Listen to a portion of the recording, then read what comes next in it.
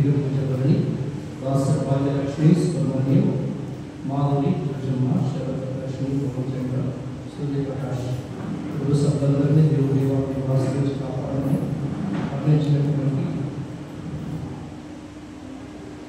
సూర్యచంద్రరావు సత్యానంద రామయ్య ఆమె సత్యలక్ష్మి దాసర్ విశ్వమ్మ దేవుడు అతి ప్రమాదం నుంచి కాపాడాలని తెలియజేస్తూ రాసిన మార్చి చంద్రు కీర్తన ఇప్పుడు సత్యాన్ని జీవించి కాపాడమని తెలియజేయాలని ఇప్పుడు కోసం సమర్పించుకుంటాను.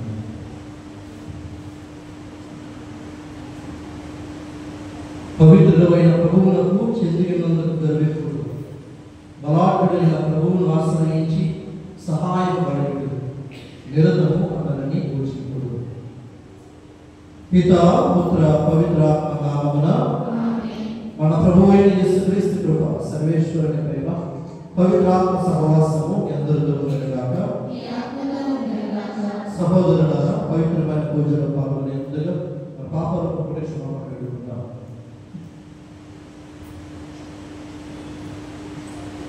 సర్వశక్తి గల సర్వేశ్వరుని చెంతను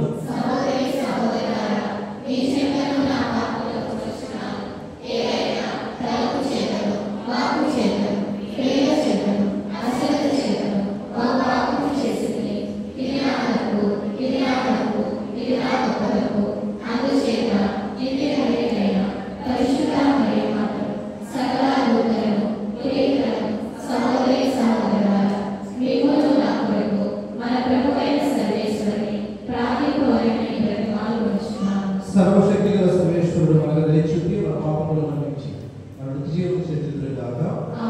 ప్రభువా దయచూపుము, క్రీస్తువా దయచూపుము, ప్రభువా దయచూపుము. ప్రార్థించుదాము. సర్వశక్తి గల నిత్య సర్వేశ్వర, విశ్వాసము, నమ్మిక, ప్రేమ, నైపుణ్యములను మా యందు అధికము దయచేయము. తద్వారా నీవు ఆదేశించిన వారిని ప్రేమించినట్లు, నీ వాగ్దానం చేసిన వారిని వరముగా పొందినట్లు చూపుతూ మీతో పవిత్రాత్మతో కలిసి యుగయుగం జీవించి పరిపాలించి మా ప్రభు అయిన క్రీస్తు ద్వారా మనం చేయించున్నాము.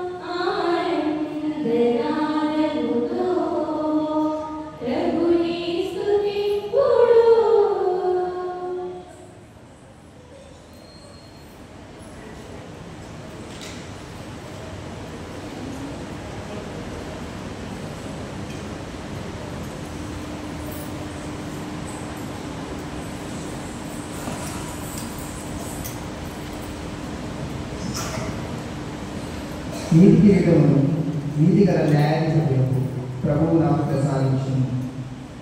రెండో పట్టణము పునీత పౌలు గారు తిమోతికి రాసిన 2వ లేఖ 4వ అధ్యాయము 6వ వచనం నుంచి 8వ వచనం వరకు మరియు 16వ వచనం నుంచి 18వ వచనం వరకు. పునీత పౌలు గారు తిమోతికి రాసిన 2వ లేఖ 4వ అధ్యాయము 6వ వచనం నుంచి 8వ వచనం వరకు మరియు 16వ వచనం నుంచి 18వ వచనం వరకు. నేను బలిగా అర్పింపబడవలసిన కాలము ఆసన్నమైనది, నేను వెడలిపోవు సమయము వచ్చినది. నేను మంచి పోరాటమును పోరాడితిని, నా పరుగులను ముగించితిని, విశ్వాసమును నిలుపుకొంటిని. ఇప్పుడు నా కొరకై పద్దెపు బహుమానము వేచినది. నీతి కిరీటమును నీతి గల న్యాయాధిపతియగు ప్రభువు ఆ రోజున నాకు ప్రసాదించును. నాకే కాదు, ఆయన దర్శనములకై ప్రేమతో వేచి ఉన్న వారి అందరికీ అనుగ్రహించబడును. మొదటిసారి నా పక్షంగా నేను వాదించినప్పుడు ఎవరూ నాకు తోడు నిలవలేదు, అందరూ నన్ను విడిచిపోయేది. వారికి వ్యతిరేకంగా దేవుడు దానిని లెక్కింపకుండును గాక. కానీ సువార్త ప్రబోధము నా వలన సంపూర్తి అవుతును. అన్యజనులందరికీ దానిని వినగలుగుటను ప్రభువు నాకు తోడు నిలిచి శక్తిని వసగెను. కనుక సింహపు నోటి నుండి నేను రక్షింపబడింది. ప్రభువు అన్నిటిల నుండి కాపాడి తన పరలోక రాజ్యములోనికి సురక్షితంగా చేర్చుకొనును. ఆయనకు సర్వదా మహిమ కలుగును గాక. ఆమేన్. ఇది ప్రభువు వాక్కు.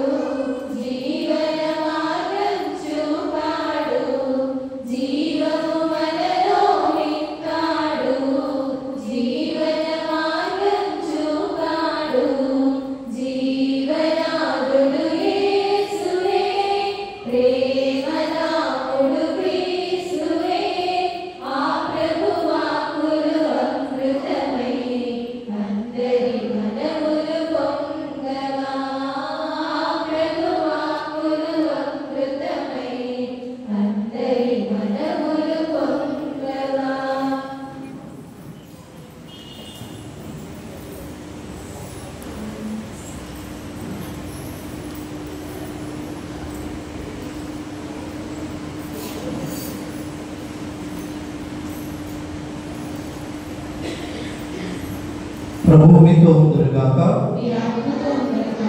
పునీత లూకాసు గారు రాసిన పవిత్ర సువిశేషంలోని భాగము. లూకాసు వార్త 18వ అధ్యాయము 9వ వచనం నుంచి 14వ వచనం వరకు. యేసు తాము నీతిమంతులనియు తప్పిన వారు నీతిననియు ఎంచుకొని కొందరు ఉద్దేశించి ఉపమానము చెప్పారు. ప్రార్థనకై ఇద్దరు దేవాలయానికి వెళ్ళేది. అప్పుడు పరిసయ్యుడు మరొకడు సుంకరి.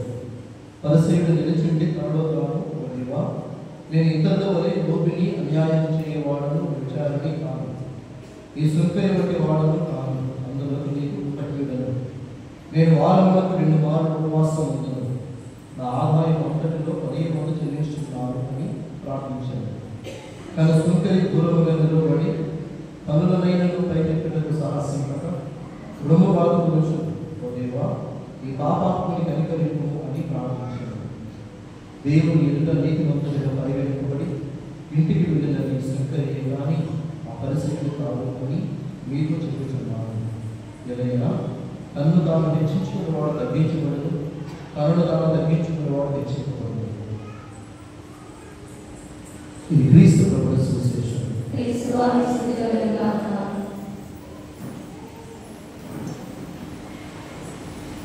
యేసువా వందన, యేసువా స్తోత్రం, తండ్రి వందన, తండ్రి స్తోత్రం, ఆత్మదేవ వందన, త్రియేక దేవ వందన. Praise the lord. హల్లెలూయా.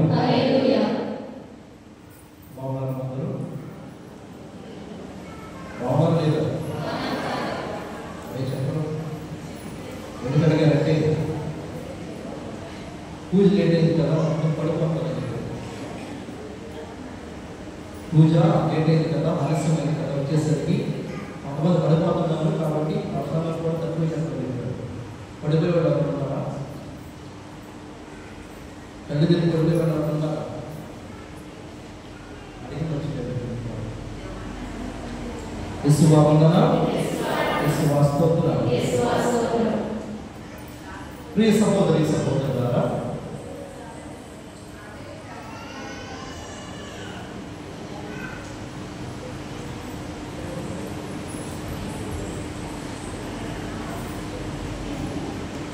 ప్రియ సహోదరి సహోదరులారా, డబ్బు ఉంటే ప్రపంచంలో ఏదైనా కొనుక్కోవచ్చు కదా. డబ్బు ఉంటే ప్రపంచంలో ఏదైనా సరే వశం అవుతుంది అని చెప్పి అక్కడ ఉన్నారు. లోకం కూడా అదే జరుగుతుంది. డబ్బున్న వాడి మాటే లోకం వింటుంది, కానీ పేదవాడు ఇలా చెప్పి వింటారా? డబ్బున్న వారు ఇలా చేస్తే ఎన్ని చేసినా సరే వాడు చేసింది రైతే అంటారు, కానీ వాడు ఎన్ని తప్పులు చేసినా ఎన్ని పాపం చేసినా వీడు నేరస్తుడు అని చెప్పి ఎవరు కూడా అన్నారు. డబ్బున్న వాడు తలుచుకుంటే కొండ మీద కోతి కూడా దిగొస్తుంది అని లోకం నమ్ముతూ ఉంటుంది. ఈ విధంగా లోకమంతా కూడా ఈ డబ్బు చుట్టూ తిరుగుతూ ఉన్నప్పుడు డబ్బుతో ఏదైనా కొనుక్కోగలము, డబ్బుతో ఏదైనా దాచగలము, డబ్బుతో ఏదైనా చేయగలము అనుకునేటువంటి ఈ లోకంలో ఒక ప్రశ్నార్థం ఏంటంటే, అదే డబ్బుతో దేవుని వరాలు పొందుకోగలమా? అదే డబ్బుతో దేవుని అనుగ్రహాలు కలగలమా? అదే డబ్బుతో దేవునికి ఆశీర్వాదాలు కలగలమా? అదే డబ్బుతో దేవుడు మనం దీవించమని చెప్పేసి దేవుని వరాలు మనం కొనుక్కోగలమా అని అంటే అనుకుంటామా? డబ్బుతో కొనుక్కోగలమా? దేవుడు మనం దీవించమని చెప్పి డబ్బిచ్చి దేవాలను దీవించుకోవా అని చెప్పంటే దేవుడు దీవిస్తాడా? మిమ్మల్ని అడిగేది, దీవిస్తాడా లేదా? దీవించడు. ఈరోజు మొదటి పట్టణంలో ఇదే మాట విన్నాం. దేవుని లంచం ఇచ్చిన ఆయన అంగీకరింపడు, అన్యాయంగా అర్జించిన దాని ప్రభువులకు అర్పింపకుము. ఆయన న్యాయవంతుడు, పక్షపాతి కాదు. ఆయన పేదలకు అన్యాయం చేసేటువంటి దేవుడు కానే కాదు. డబ్బు ఉంటేనే ప్రతిదీ ఇప్పుడు ఈ లోకంలో జరుగుతూ ఉన్నప్పుడు, ఆ డబ్బుతోనే ప్రతిదీ ఇప్పుడు లోకంలో కన్నడిప్పుడు అయిపోతూ ఉన్నప్పుడు, అదే డబ్బుతోనే దేవునికి వరాలు, దేవునికి అనుగ్రహాలు కూడా కొనుక్కోగలమనుకుంటే అది పొరపాటే. ఎందుకంటే దేవుడు ఆయన న్యాయాధిపతి, ఆయన నీతిమంతుడు, ఆయన న్యాయం ముందు ఆయన చెప్పేటువంటి ఆయన న్యాయాధిపతి. కాబట్టి ఆయన ముందు ప్రతిదీ కూడా ఎవరు కూడా నిల్వచారు. అందుకే ఈరోజు మొదటి పట్టణంలో ప్రవక్త ఈ విధంగా అంటున్నాడు, దేవుని ముందు దేవునికి మచ్చమిచ్చినాడు ఆయన అంగీకరింపడు. ఎందుకంటే ఆయన న్యాయాధిపతి. ఒకవేళ దేవుని తన వరాలను, దేవుడికి అనుగ్రహాలు డబ్బిచ్చేటనుకుంటే, వరాలు ఇచ్చేటనుకుంటే కనుక పేదలకి ఇది జరుగుతుందా అంటే పేదవాళ్ళకి పేదవాళ్ళగా మిగిలిపోతారు, ధనవంతులకి ధనవంతులుగానే మిగిలిపోతారు. కాబట్టి దేవుడు ఎప్పుడు కూడా పేదలతో అనాహారం చేసి కేవలం దళితులను మాత్రమే ఆదరిస్తాడంటుంటే పొరపాటే. ప్రియ సహోదరి సహోదరుడా, మనలో చాలా మంది మొక్కులు మొక్కుకుంటారు. అవునా? మొక్కున్నారా లేదా? మొక్కవారు బుడదలో కానీ, ఆవుకురుడు కానీ, బడలిలో కానీ మొక్కులు మొక్కున్నారా లేదా? మొక్కున్నారా లేదా? మొక్కునే ఉంటారు. ఇదిగో మాకు ఈ పని అయిపోతే మేము ఇది చేస్తాము, మాకు ఇది జరిగితే కనుక ఇలా చేస్తాము అని చెప్పి ప్రతి ఒక్కరూ కూడా ఏదో ఒక విధంగా భక్తులు ఒప్పుకునే ఉంటారు. నాకు స్నేహితుడు ఫ్రెండ్ నాకు ఇచ్చేవాడు. ఒకసారి వెనక్కి వెళ్ళి ప్రభుత్వ పెళ్లి కాకుండా ఏం చేశాడు అని అంటే, ఉద్యోగం కోసం పరీక్ష రాసే ముందు ఉద్యోగంలోకి రావాలని చెప్పి ఏం చేశాడు అని అంటే, ఒక వెండి పెన్నును తయారు చేయించి అక్కడ గణాధిపతి మాతకు అక్కడ ఉన్నటువంటి దేవాలయం మాతగా ఇచ్చాడు. ఆ తర్వాత వచ్చిన తర్వాత పరీక్షలు రాశాడు, ఉద్యోగం చేసింది. ఆ తర్వాత వచ్చే సంవత్సరం వెళ్ళాడు. వచ్చే సంవత్సరం వెళ్ళిన తర్వాత ఈసారి ఏం చేశాడు అని అంటే, బంగారంతో ఒక చిన్న ఇల్లు లాంటి బొమ్మలు తయారు చేసి అక్కడ ఇచ్చాడు. ఇచ్చిన తర్వాత వచ్చే సంవత్సరానికి నెక్స్ట్ ఏడాదికి ఏం జరిగిందంటే, అతనికి కూడా ఒక ఇల్లు అనేది కట్టుకోగలిగాడు. ఆ తర్వాత ఎంత జరిగిన తర్వాత పెళ్లి కూడా అయ్యింది, సంతోషంగా ఉన్నాడు. ఆయన పిల్లలు లేరు. పెళ్ళైన తర్వాత 3 సంవత్సరాలు కూడా పెళ్లి లేకపోయేసరికి ఈసారి మళ్ళా వాళ్ళని వెళ్ళినప్పుడు ఏం చేశాడు అని అంటే, బంగారంతో ఒక చిన్న ఉయ్యాల తయారు చేయించాడు. ఉయ్యాల తయారు చేయించి అక్కడ దేవాలయంలో నాలుగు ఇచ్చాడు. దేవుడికి వరాల కొద్దీ ఆయన వచ్చేసరికి ఆయనకు ఈసారి వచ్చేసరి ఏడాది కన్నా దేవుడు రావడానికి 12 బిడ్డలు చేశాడు. ప్రియ సహోదరి సహోదరులైతే ఎందుకు ప్రశ్న ఏంటంటే, ఇలాగా దేవునికి మనం ఏదైనా ఇస్తేనే మనం దీవిస్తాడు దేవుడు. అడిగేది, దేవుడికి ఏదైనా మనం ఇస్తేనే దేవుడు మనం దీవిస్తాడా? అలాగా చెప్పడమ్మా. దేవుడికి మనం ఇదిగో నేను మొక్కుకున్నాను కాబట్టి నాకు ఇది ఇచ్చాడు, నేను ఇది కోరుకున్నాను కాబట్టి నాకు ఇచ్చాడు అని చెప్పి అనేవాళ్ళు ఎవరు ఉన్నారంటే ఎవరు నేను.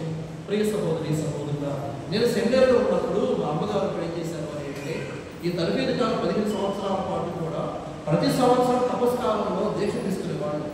ఈ 15 సంవత్సరాలు కూడా ఎడతెగకుండా మొక్కుకున్నారంటే ఏమంటే మొక్క ఏంటంటే, ఇదిగో మా అబ్బాయి గురువు అవ్వాలి, మా అబ్బాయి గురువు అయ్యేంత వరకు కూడా నేను దీక్ష తీసుకుంటానే ఉంటాను అని చెప్పి దీక్ష తీసుకున్నారు.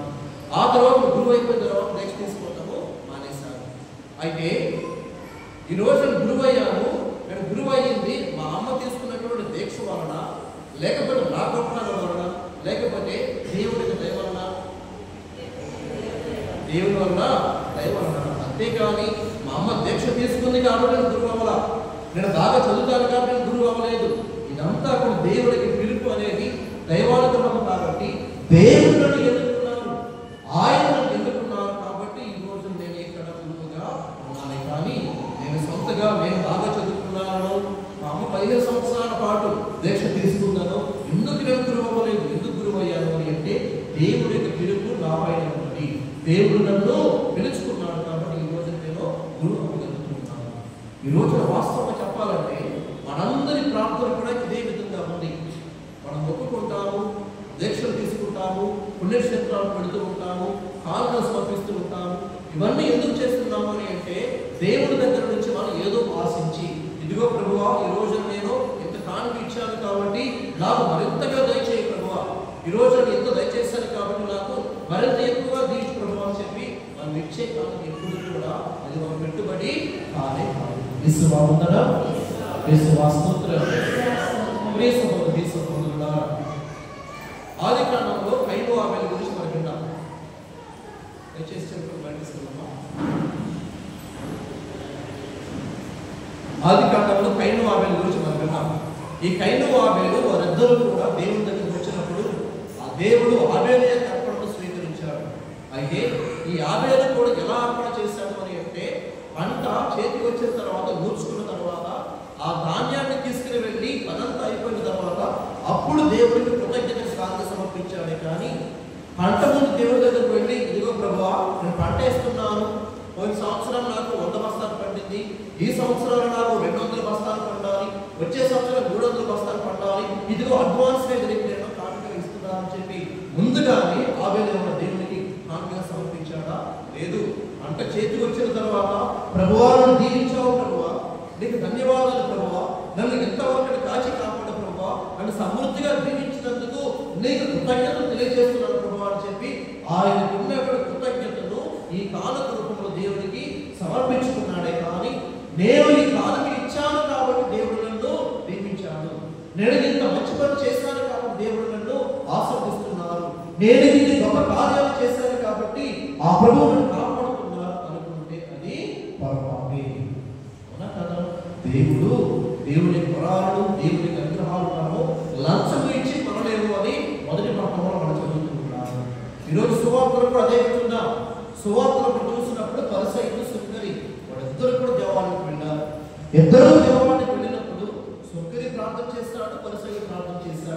కానీ దేవుడు పరిసైన ప్రార్థనలు వినకుండా సొంకరి మాత్రమే నీతివంతుడు, సొంకరి మాత్రమే మంచివాడు, పరిసైన మంచివాడు కాదు అని చెప్పి నిర్ధారిస్తూ ఉన్నారు. ఎందుకని? సొంకరి తప్పు చేశాడా? సొంకరి పరిసైన తప్పు చేశాడా? పరిసైన పాపం చేశాడంటే ఏ పాపం కూడా అతను చేయలేదు. అందుకే 10వ వచనం చదవండి. ప్రార్థన 10వ వచనం నుంచి ప్రార్థనకు ఇద్దరు దేవాలయానికి వెళ్ళి, ఒకడు పరిసయ్యుడు మరి ఒకడు సుంకరి. పరిసయ్యుడు నిలిచి తనలో తాను, ఓ దేవా, నేను ఇతరుల వలె లోబిని అన్యాయం చేయవాడను, వ్యభిచారిణి కాను, ఈ సుంకరి వంటి వాడను కాను. అందుకు నీకు కృతజ్ఞతలు. నేను వారములకు 2 మార్లు ఉపవాసముందును నా ఆదాయమంతటిలో 10వ వంతు చెల్లించుచున్నాను అని ప్రార్థించాను. ఈ ప్రార్థనలో ఏదైనా తప్పు ఉందా? ఈ పరిసయ్యుడు చేసే ప్రార్థనలో ఏదైనా తప్పు ఉందా అంటే ఏ తప్పు చేయలేదు.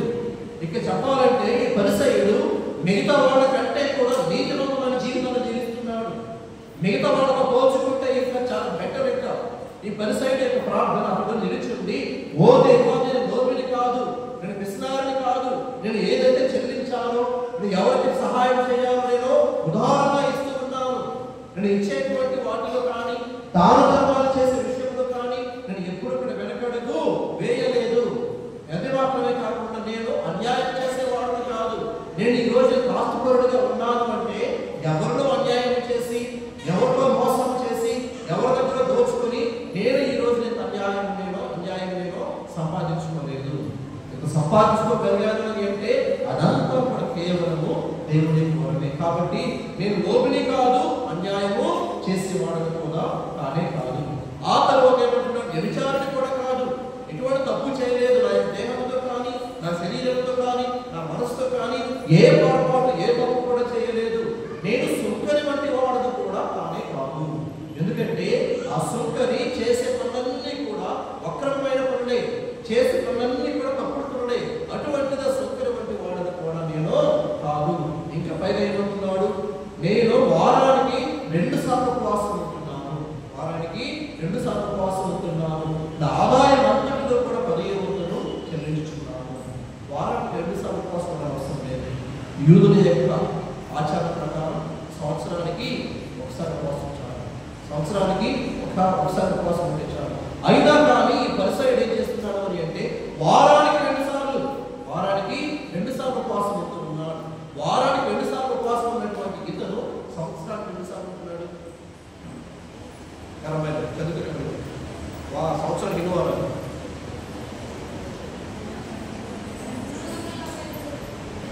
రోజు వారాలు ఎన్ని వస్తారు? వారాలు ఎన్ని వారాలు సంవత్సరానికి? ఎన్ని? 52 వారాలు వస్తారా? లేదా 52 వారాలు. అయితే 52 వారాలు అంటే సంవత్సరానికి ఎన్నిసార్లు? 104 సార్లు ఉపవాసం ఉంటున్నారు. ప్రతి ఇశ్రాయేలు సంవత్సరానికి ఒకసారి ఉపవాసం ఉంటే చాలు. కానీ ఇప్పుడు ఏం చేస్తున్నాడు? 100కు పైగా ఉపవాసాలు ఉంటున్నాడు అని అంటే మిగతా వాళ్ళతో పోల్చుకుంటే ఎట్లా కాదు? అవునా కదా? మనం 40 రోజుల ఉపవాసం ఉంటామేమో, కానీ ఇతడు సంవత్సరానికి వచ్చేసరికి 52 రోజులు 100 రోజుల పైగా ఉపవాసం ఉంటున్నాడు అని అంటే చాలా తక్కువవాడు. తర్వాత మనం చూసినప్పుడు నా ఆదాయం అంతటిలో కూడా 10వ వంతు చెల్లించుతున్నాను. ఇక్కడ మనం ఎలా దశభాగం చెల్లించే వాళ్ళు ఎవరు కూడా లేరు. ఎందుకంటే మనకు ఎవరు కూడా చెల్లింది కూడా లేదు కాబట్టి అది వదిలేద్దాం. కానీ దశభాగం చెల్లించవలసినటువంటి బాధ్యత ప్రతి ఒక్కరికి కూడా ఉంది. కానీ ఇతరేం చెబుతున్నాడు? నా ఆదాయం అంతటిలో కూడా 10వ భాగం అనేటువంటిది వచ్చే కూలిలో కానీ, వచ్చే జీతంలో కానీ 10వ భాగం చెల్లిస్తే సరిపోతుంది. అవునా కదా? వచ్చే కూలిలో కానీ, వచ్చే జీతంలో కానీ 10వ భాగం చాలు. నెలకు 10,000 సంపాదిస్తున్నారు అనుకోండి. ఆ 10,000 10వ భాగం అంటే 1,000 రూపాయలు. 1,000 రూపాయలు కానుకగా ఇస్తే సరిపోతుంది. అదే ఒకవేళ 30,000 వస్తే కనుక 3,000 కానుకగా 10వ భాగాన్ని ఇవ్వాలి. కానీ ఇక్కడేమంటున్నాడు అని అంటే, ఇదిగో నెలకు నేను నా ఆదాయం అంతటిలో కూడా, నా జీతంలో కాదు,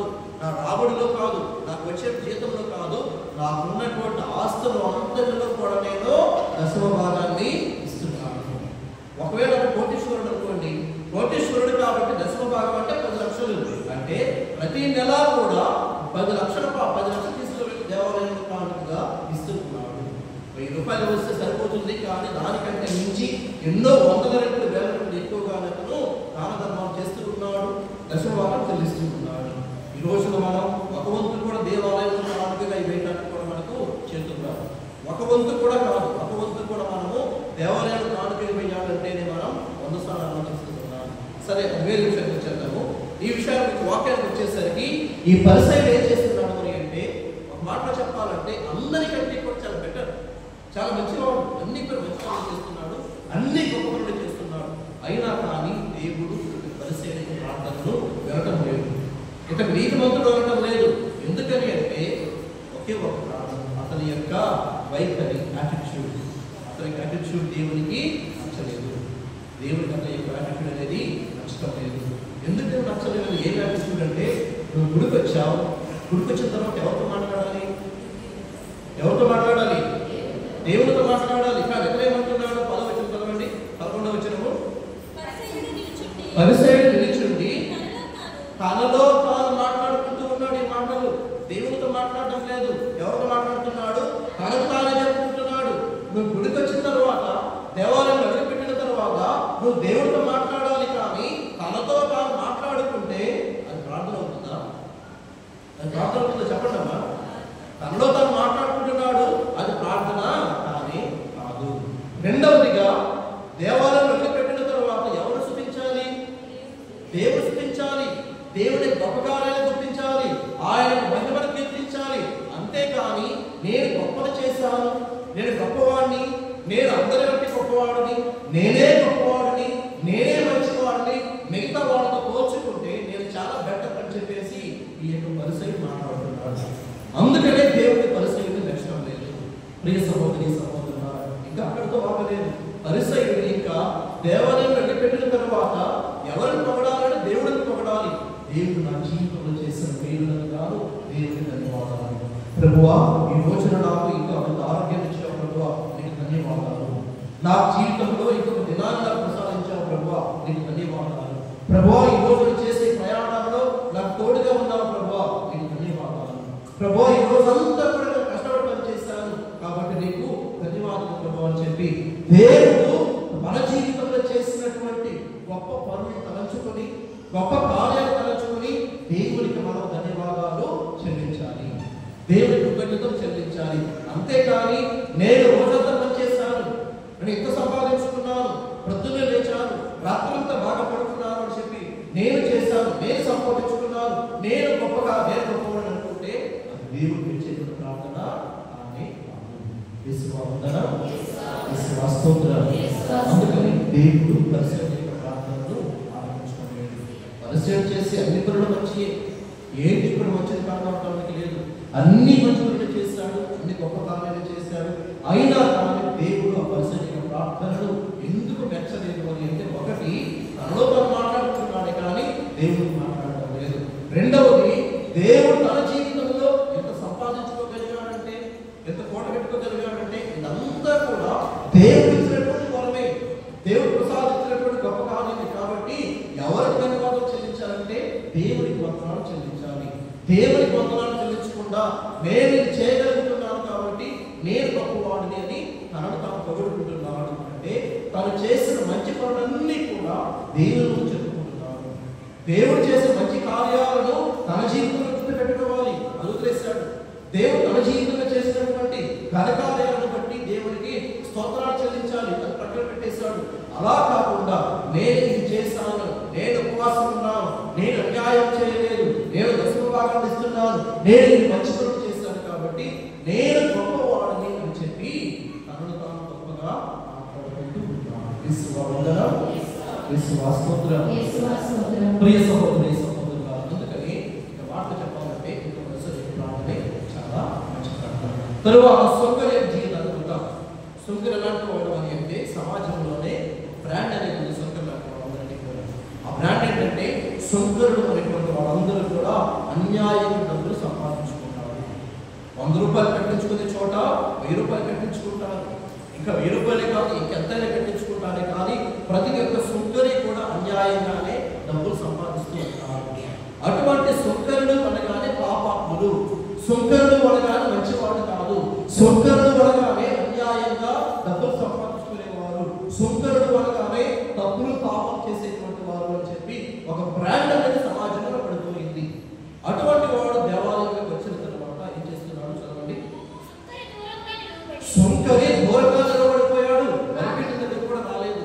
ఆ గుమ్మం దగ్గర నిలబడిపోయి దేవాలయంలో కూడా అడుగు పెట్టకుండా బయట నిలబడి ఏమంటున్నాడు, ఆకాశం వైపు కన్నులెత్తుటకైనను సాహసింపక రొమ్ము బాదుకొనుచు, ఓ దేవా ఈ పాపాత్ములని కనికరింపుము. యేసువా వందనం, యేసువా స్తోత్రం. ఈ సుంకరి చేసే ప్రార్థన ఇదిగో దూరంగా నిలబడిపోయి రొమ్మును బాదుకుంటూ ఒకే మాట్లాడుతున్నాడు, ఓ దేవా ఈ పాపాత్ములని కనికరింపుము. ఈ పరిస్థితి ఎలా ఉన్నాడు, సరాసరి బలిపీఠం దగ్గరికి వచ్చేసాడు. ఆ పరిస్థితిలో సరాసరి ఆ పీఠం దగ్గరికి వచ్చి మందసం దగ్గరికి వచ్చి ప్రార్థన చేస్తూ ఉన్నాడు. కానీ సుంకరి మాత్రం వెనకాల నిలబడిపోయాడు. వెనకాల నిలబడిపోయి ఏమంటున్నాడు అని అంటే, ఓ దేవా నేను పాపాత్ముని, నన్ను కనికరింపు అని చెప్పి రొమ్మును బాదుకుంటున్నాడు. తల పైకెత్తి ఆ దేవుని చూడడానికి కూడా, ఆకాశం వైపు చూడడానికి కూడా, ఆ ప్రభు వైపు చూడడానికి కూడా ధైర్యము సరిపోవడం లేదు. ఎందుకంటే తన మనసులో ఒక వాక్యం చాలా బలంగా నాటుకుపోయింది. ఏంటో వాక్యం, దేవుని పవిత్ర మందిరమున అడుగు పెట్టుటకు యోగ్యుడు ఎవడు. దేవుడు పవిత్ర మందిరమున అడుగు పెట్టడానికి యోగ్యుడు ఎవడు. దేవుడు పవిత్రుడు, ఆయన సన్నిధి పవిత్రమైనది, ఆయన నిరంతరం కూడా పవిత్రమైన దేవుడు కాబట్టి ఆయన సన్నిధిలో పాపాత్మకమైనటువంటి మరణాటి వాళ్లకు స్థానము లేదు. మరణాటి వాళ్ళకు స్థానం లేదు. ఆయన పవిత్రుడు కాబట్టి దేవుడి సన్నిధిలో అడుగు పెట్టడానికి నాకు యోగ్యత లేదు ప్రభువా, నీ పవిత్రమైన దేవుడవు, నీ పవిత్రమైనటువంటి నీ సన్నిధికి రావడానికి నాకు యోగ్యత లేదు ప్రభువా అని చెప్పి రొమ్మును బాదుకుంటూ ఆయన చిన్న ప్రార్థన చేశాడు. ఈ పాపాత్ములని కనికరింపమని ప్రార్థన చేశాడు. ప్రియ సహోదరి సహోదరులారా, దివ్య పూజలు ప్రారంభమైన తర్వాత మొదటిగా మనం చేసేది ఏంటి, ఆ పాపాలను ఒప్పుకునేటప్పుడు ఏం చేస్తాం, మనం కూడా ఇది నా తప్పు, ఇది నా తప్పు, ఇది నా గొప్ప తప్పు అని చెప్పి రొమ్మును బాదుకున్నాం లేదా, చేశారా లేదా, చేసాము. ఎందుకంటే అదంతా కూడా మనం తెలియకుండా చేసినటువంటి పనులన్నీ కూడా ఇదిగో ప్రతిదీ కూడా దేవుడి వాక్యం నుంచి స్వీకరించబడింది. అందుకే చాలా సార్లు చెప్తున్నాం, మనం చేసే దివ్య పూజ అవ్వాలంటే సొంతంగా నిర్ణయించింది కాదు, సొంతంగా చేసేటువంటిది కాదు. తిరుసభ నిర్ధారించినటువంటి యొక్క సిద్ధాంతాన్ని దేవుడి వాక్యానికి అనుసారంగాను, క్రీస్తుని జీవితానుసారంగాను, ఆయన బోధనానుసారంగాను మనము పాటించేటువంటిదే ఈ దివ్య పూజ అని. అంతేకాని ఒక్కొక్కరు ఒకలాగా చేయడానికి, ఒక్కొక్కరు ఇంకొక విధంగా చేయడానికి ఇక్కడ ఆస్కారం అనేది లేదు. ఒకళ్ళొకప్పుడు ఏదో స్నానం చేసినా సరే ఇదే దివ్య పూజ అని, నిన్న మన గంటల పాలు చేసినా సరే దివ్య పూజ ఇలాగే ఉంటుంది. ఈ రోజున నేను చేసిన, భవిష్యత్తులో ఇంకొక గురువు చేసిన, తర్వాత 50 సంవత్సరాల్లో ఇంకొక ఫాదర్ గారు చేసినా సరే దివ్య పూజ అంటే ఇదే విధంగా ఉంటుంది, ఇదే పద్ధతి పాటిస్తామే కానీ ఇందులో ఎటువంటి మార్పు కూడా ఉండదు. ఎందుకంటే ఇదంతా కూడా దేవుడి యొక్క వాక్యానుసారము, దేవుడి వాక్య ఆధారం కాబట్టి ఇవన్నీ కూడా పాటిస్తూ ఉన్నారు. ఎందుకు చెప్తున్నారంటే చాలా మంది అనుకుంటున్నారు కథోలికులుగా మీరు చేసే ప్రార్థనలన్నీ కూడా ఏదో జపాలు నేర్చుకుంటారు, ఆ జపాలు మీరు చెప్పేస్తారు, ఏదో ప్రార్థన చేసేస్తారు, అవన్నీ ఇక్కడ చూసి ప్రార్థన చెప్తారు తప్ప సొంతంగా ప్రార్థన చేయదు అని అనుకుంటున్నారు. కానీ మనం చేసే ప్రతి ప్రార్థన కూడా వాక్యానుసారమే. ప్రియ సహోదరి సహోదరులారా, మనకంటే ముందు దావీదు మహారాజు ప్రార్థన చేశాడు, మనకంటే ముందు ప్రవక్తలు ప్రార్థన చేశారు, మనకంటే ముందు పితామహులు ప్రార్థన చేశారు. ఎలా ప్రార్థన చేస్తే దేవుడు మెచ్చుకుంటాడో వాళ్ళందరూ కూడా మనకు నేర్పించారు, వాళ్ళందరూ కూడా మనకు మార్గాన్ని చూపించారు. ఆ మార్గంలోనే మనం ప్రార్థన చేస్తున్నాము, ఆ మార్గంలోనే దివ్య పూజలు నిర్వహిస్తున్నాము, అదే మార్గంలోనే మనమందరం కూడా దేవుడు స్తుతిస్తూ ఉన్నాము, ఆరాధిస్తూ ఉన్నాము. అంతేకాని ఇష్టానుసారంగా ఎవరికి అనుగుణంగా వాళ్ళు మార్చుకునేటువంటిది దివ్య పూజ అని కానే కాదు. అందుకని ఈ దివ్య పూజ అనగానే దేవుడికి వాక్య ఆధారితమే. వాక్యంలో దివ్య పూజ చెప్పేటువంటి ప్రతి మాట, ప్రతి పలుకు, ప్రతి అక్షరము, ప్రతి పదము కూడా దేవుడి యొక్క వాక్యం నుంచి బయటకు తీసుకోబడిందే తప్ప సొంత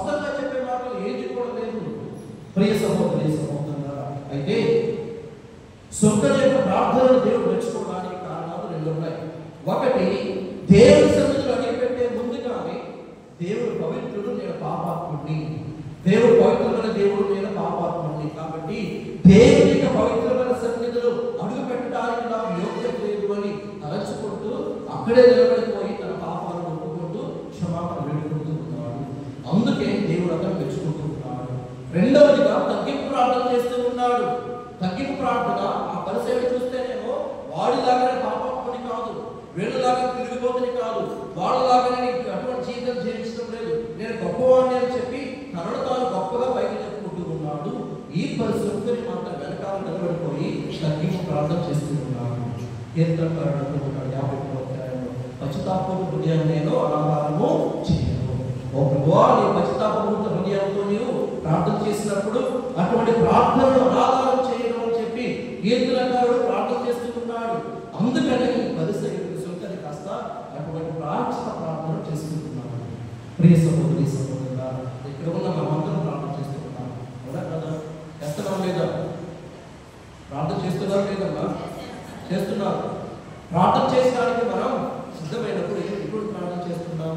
ఎంతవరకు ఇప్పుడు మనం ప్రభువా నాకు అది కావాలి, ఆరోగ్యం కావాలి, డబ్బులు కావాలి, అప్పులు తీరుకోవాలి, మా ఇంట్లో పిల్లలు బాగా చదువుకోవాలి, కష్టాలు తీరుకోవాలి, ఇటువంటి ప్రార్థన చేస్తున్నామే. కానీ నిజమైన ప్రార్థనను, దేవుడు ఇష్టపడే ప్రార్థనను, దేవుడికి అంగీకారం ప్రార్థన చేస్తున్నాము అంటే దేవుడు కూడా చేయడం లేదు. అందుకే ఆదికాండం 18వ అధ్యాయం 20వ వచనంలో అబ్రహాం ప్రార్థన చేస్తున్నాడు.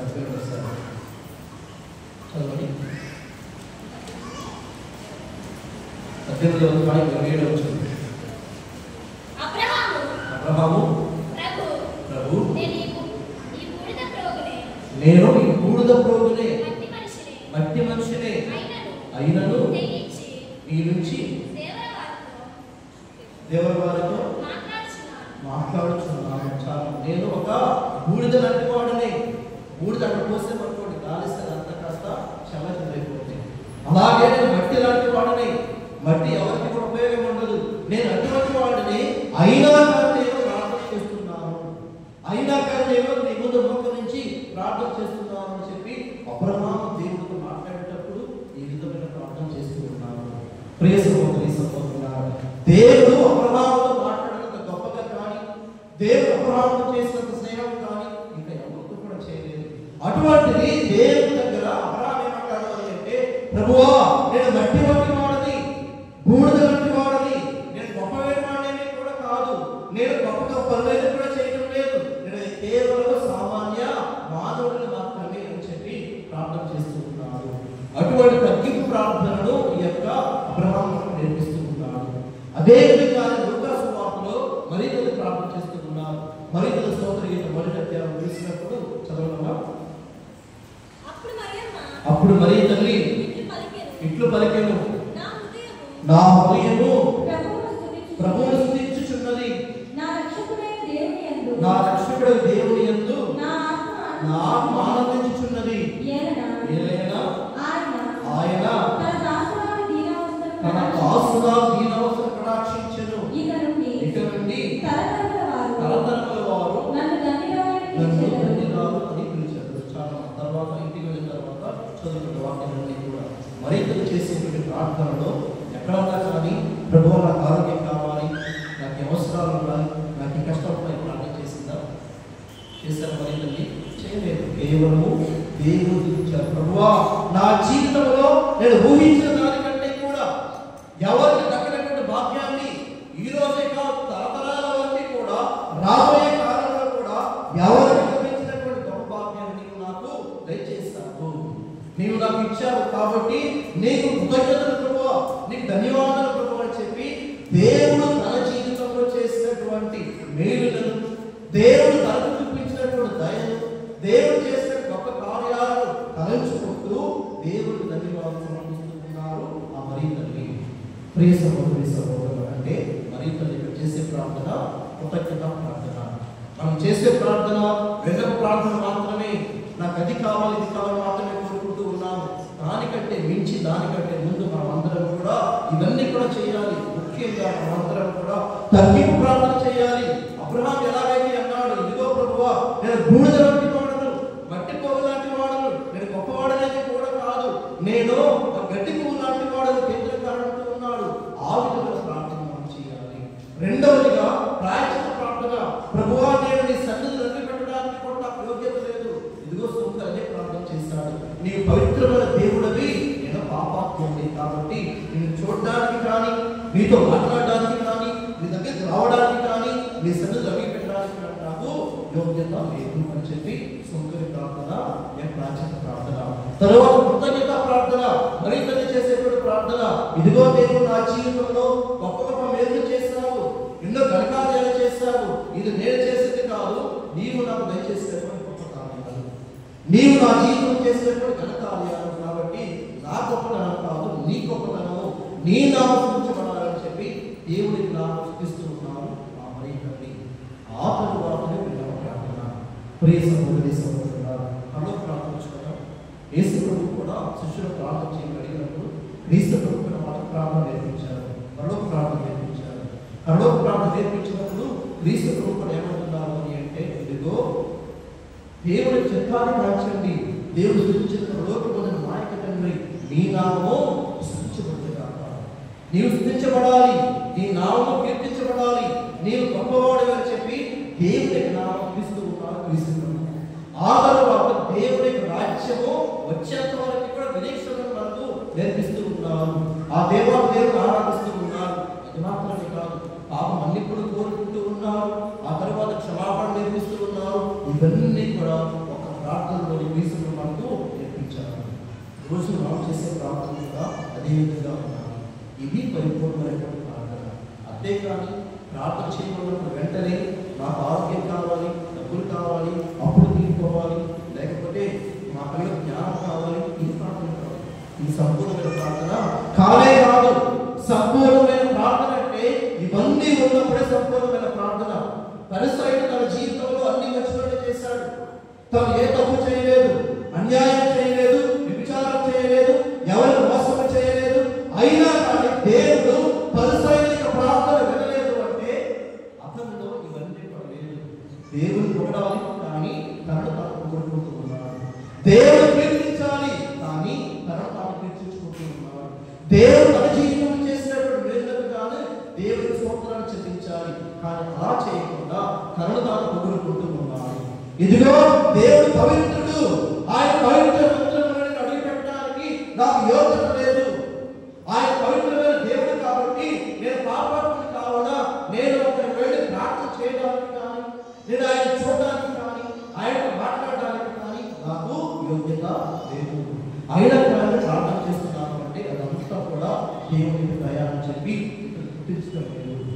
తగ్గింపు ప్రార్థన. తర్వాత ఏమంటాను అంటే, ఆ సొంత వంటిగా కాదు, నేను ఆ సొంకరే చూసారా, ఆ సొంత ఎలాంటి వాడు అని అంటే పాపాత్ముడు, అన్ని తప్పులు చేస్తాడు, తిరిగిపోతాడు, అన్యాయం చేస్తాడు, అన్ని తప్పులు చేస్తాడు. కాబట్టి నేను అటువంటి వాడు కాదు అని చెప్పి తనను తాను పొగుడుకుంటున్నాడు కానీ తగ్గింపు జీవితాన్ని జీవించడము లేదు. మాటలు చెప్పాలంటే తగ్గింపు ప్రార్థన లేదు. దేవుడు తన జీవితం చేసినందుకు కృతజ్ఞతలు చెల్లించడం లేదు. మూడవదిగా తన జీవితంలో పాపమన్నింటి కోసం దేవుడిని అడగకుండా లేదు. కేవలము తను చేసినటువంటి పనుల గురించి దేవుడి ముందు గుర్తు తెచ్చుకుంటాడంటే, తను చేసి ఎందుకో ఈ పని చేశాను, నేను ఈ గొప్ప కార్యం చేశాను, నేను దానధర్మాలు చేస్తాను, ఇన్నిసార్లు ఉపవాసం ఉన్నాను, ఇంత దశభాగం చెల్లించాను కాబట్టి నేను గొప్పవాడిని అని చెప్పి తనను తాను పొగుడుకుంటున్నాడే కానీ దేవుడిని మనలో విశ్వసించడం లేదు. విశ్వాసందనం, విశ్వాసోత్తరం, తండ్రి వందనం, తండ్రి స్తోత్రం. వాస్తవిక ప్రపంచంలో అతనికి ప్రవర్తన మనందరి ప్రవర్తన కంటే చాలా బెటర్. అవునా కదా? మనందరి ప్రవర్తన కంటే కూడా ఈ పరిసర ప్రవర్తన చాలా బెటర్. సంవత్సరానికి ఒకసారి ఉపవాసం ఉంటే చాలు, తాను ఇక్కడేం చేస్తున్నాడు, 100 సార్లు పైన ఉపవాసం ఉంటున్నాడు. తర్వాత ఇదిగో దశమ భాగాన్ని వచ్చినటువంటి జీతంలో వచ్చిన రాబడిలో దశమ భాగాన్ని చెల్లిస్తే చాలు, కానీ ఇతరేం చేస్తున్నాడు, ఉన్నటువంటి ఆస్తి అంతటిలో కూడా దశమ భాగాన్ని దేవునికి సమర్పిస్తూ ఉన్నాడు. ఆ తర్వాత ఎవరికి అన్యాయం చేయటం లేదు, దాన ధర్మాలు చేసేటువంటి విషయంలో ఎప్పుడు వెనకడుగు వేయటం లేదు. నేను పిసినారిని కాదు, లోబిని కాదు, నన్ను మంచి పని చేస్తూ ఉన్నాను, అన్యాయం డబ్బులు సంపాదించుకోవటం లేదు కాబట్టి నేను గొప్పవాడిని అని చెప్పి తనను తాను పొందుకుంటూ ఉన్నాడు. అందుకే ప్రవర్తన విషయంలో, వాస్తవ జీవితంలో, డైలీ జీవితంలో, అతను చేసేటువంటి జీవితంలో మన జీవితం కంటే కూడా అతని ప్రవర్తన చాలా బెటర్గా ఉంది. అయినా కానీ దేవుడు అతను ఎందుకు మెచ్చుకోలేదు, అతని ప్రార్థన దేవుడు ఎందుకు వినలేదు అని అంటే తనలో ఈ గుణాలు లేవు. తగ్గింపు ప్రార్థన చేయలేదు, కొత్తగా ప్రార్థన చేయలేదు, మధ్యపు ప్రార్థన చేయలేదు, అతను అట్లా విన్నపార్థన చేయలేదు. కేవలం నేను గొప్పవాడిని, నేను ఇది సాధించాను, నేను చేస్తున్నాను అని చెప్పి ఒక మెనూలాగా పుస్తకాన్ని పెట్టి తన గురించి తాను గొప్పలు చెప్పుకుంటూ ఉన్నాను.